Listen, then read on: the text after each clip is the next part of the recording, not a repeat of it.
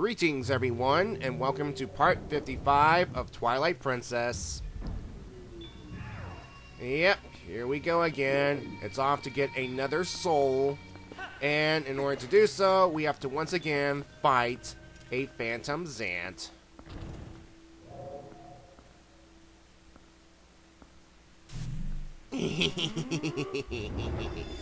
Link, join the dark side. We have cookies, cake, and girls love the bad boys, huh? Come on, face these guys and then decide. Well, to be fair, Link does get plenty of girls while being good, so, rejection, offer denied, so yeah. As you can see, I'm having a little bit easier time finding this Phantom Zant because he just keeps appearing right behind Link. That's enough to get some free shots in. Now, here's the thing about these enemies' Zant summons, like these right here. Wait long enough and they'll disappear on their own for some reason. Yeah, this guy doesn't teleport as much as the other one, but he still does.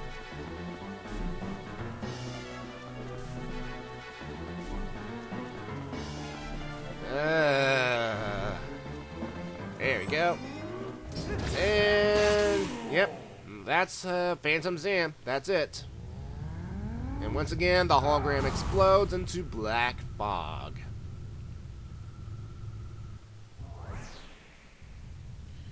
Well, that's that. Now, of course, once again, we have to dislodge the soul from the Zant hand, and we have to make a run for it.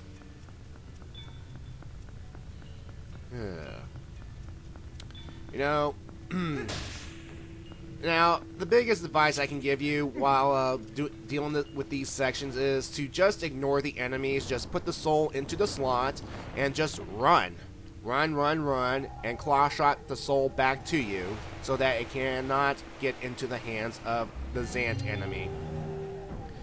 Now, the Zant hands, of course, are reminiscent of the Wall Masters of past Zelda games. For those who don't know, Wall Masters are these disembodied hands found in many Zelda games that if they catch Link, they will drag him back to the beginning of the dungeon. So it makes sense to have something, some spiritual successor to that. Having something that will grab the soul and drag it back to its starting position, forcing you to start all over. And it's like, ugh. And here's the thing that makes this a bit creepier. You know that music, that psycho string as the hand gets closer to the soul? It doesn't help the situation. It makes things slightly creepier. And like, ugh. Anyway, that's a nice trick you can do to essentially get the soul into position. Just get to the right area, just toss it to the slot, and bam, you can get there faster. You can, and you can also block the Zant hand for a little bit, so it has to struggle its way around. Now, this last way till freedom right here, we have to get on these platforms. Now, I've read somewhere that the Zant hand can go through the platforms and thus through you, so, I'm guessing that's what happened, but who knows. Anyway, just take the platforms. I mean, even though you keep hearing those chords, just take your time. And when you get to this last thing right here, these balls will glow up to create another platform, which will lead you to freedom. Of course, if the keys don't hit you first, like, ugh. Yeah. And success. The good news is, the Zant hands will never bother you again. Yeah. And now to reunite this soul with its brother out there, or sister if you want to call it that.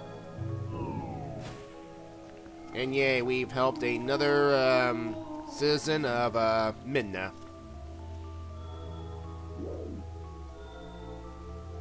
I wonder what would happen if Link were to, you know, be a douche and toss the soul over the edge. Has anybody ever done that in these playthroughs? Anyway, watch the magic happen.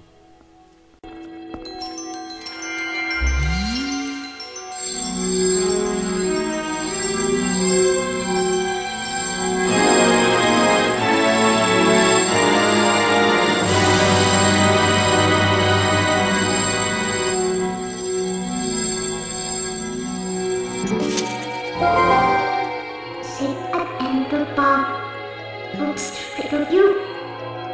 To your man.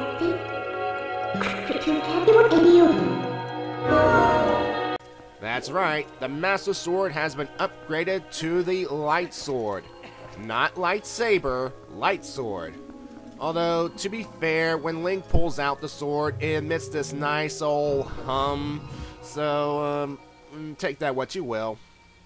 Anyway, before we go onward to the main portion of the palace, we are going to backtrack to a couple of spots in the beginning because, well, we want to get some treasure chests, and those treasure chests contain some very important items, namely heart pieces, the last 2 heart pieces of the entire game. Wow. And as you just saw here, using the light sword just chews away that nasty black fog. And then here we are, our second to last heart piece. Yay. And now going to the other side to get the final heart piece. Just shoo away the fog to create this platform, and there it is right here.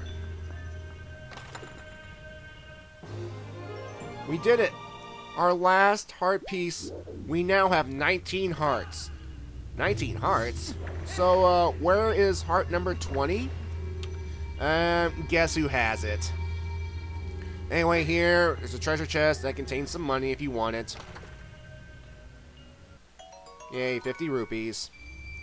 Alright, we're done, so let's go onward to the main palace. Alright. And is that their language here? Wailing? Maybe they're just a little surprised to see Link, a person from the light world, but oh goody, more of those honking bird enemies. As you can see here, one whack of the sword gets rid of them, no problem.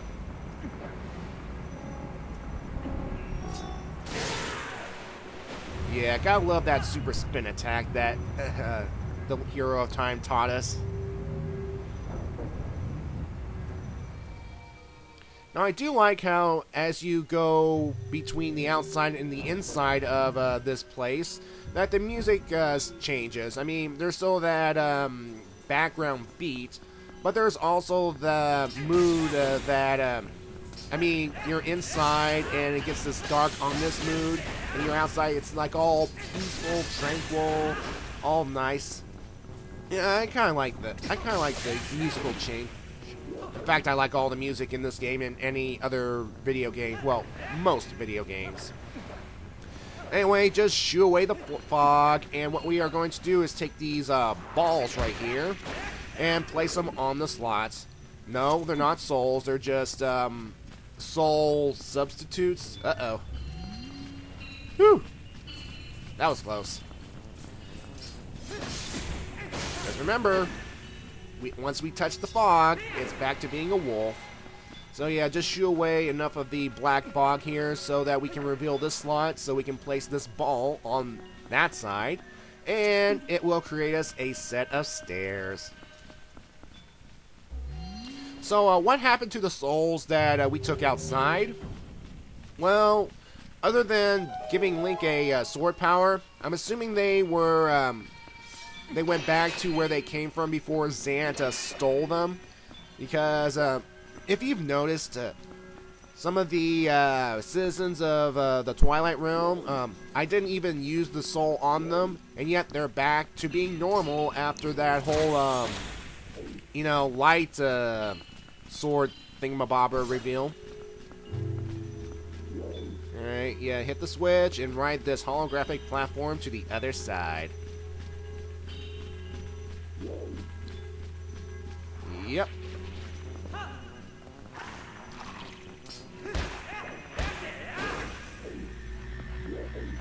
Oh. And here's the good thing about having the light sword. One hit killing these Azant helmets. See? They're not a threat now. I mean, they're still hitting me, but they're still not a threat. They can pop in and out all they want. They have no chance.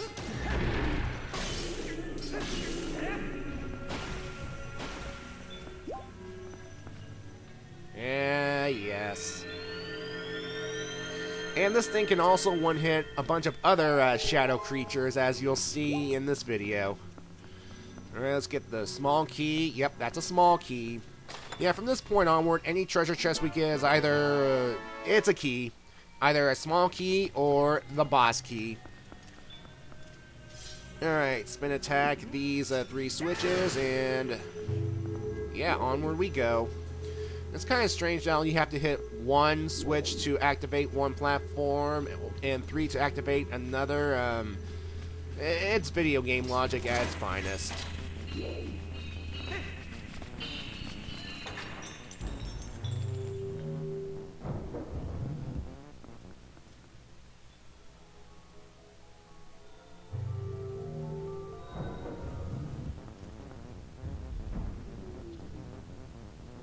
Alright.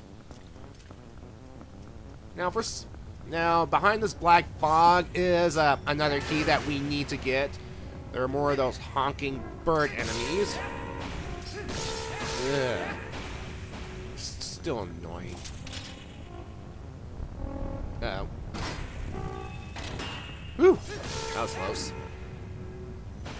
So now we have to claw shard our way upwards to get the key, and yes, it's in fact the boss key, the big key, the key that will lead us into Xant's chamber. So, why does he have it out in the open?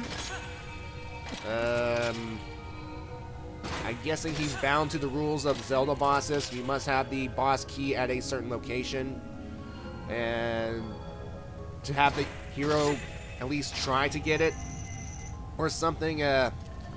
It's a game.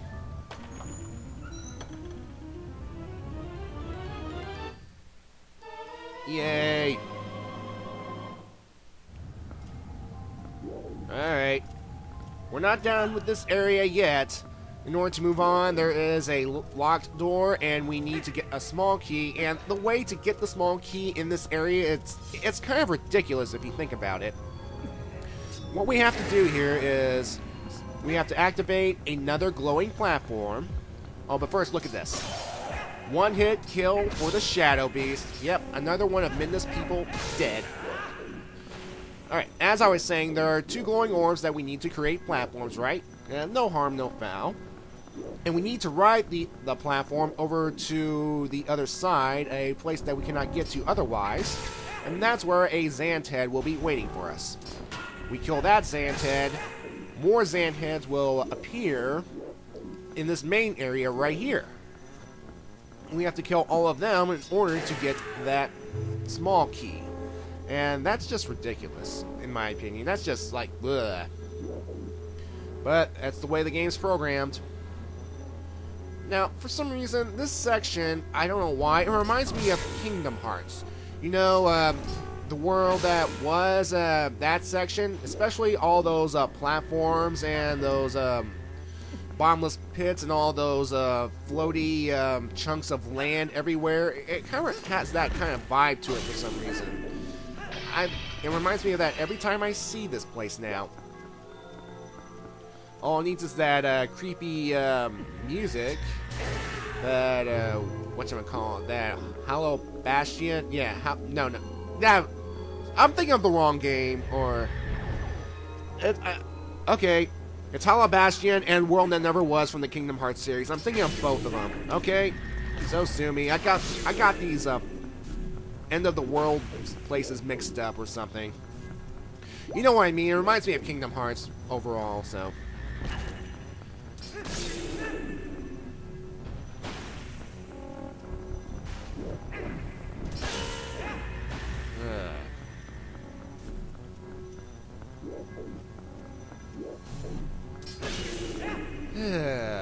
I think that's the last of the Xant heads. Nope. I'm lying. There's 1 more. Oh, 2 more. And I think that's it for them. No, scratch that. I forgot there are more inside. It's been a while since I played this game. Yeah, there's about at least a couple more that I have to deal with, and then, yeah. See, that was ridiculous on how to get this small key. That was ridiculous, but, eh. They could at least appeared on this main platform and not have to deal with all that. Anyway, we're going back inside, and we're going to one-hit kill a bunch of shadow beasts, killing more of Midna's people. Yeah. But don't worry, we will confront the one responsible for this mess. Well, one of the people responsible for this mess in part 56.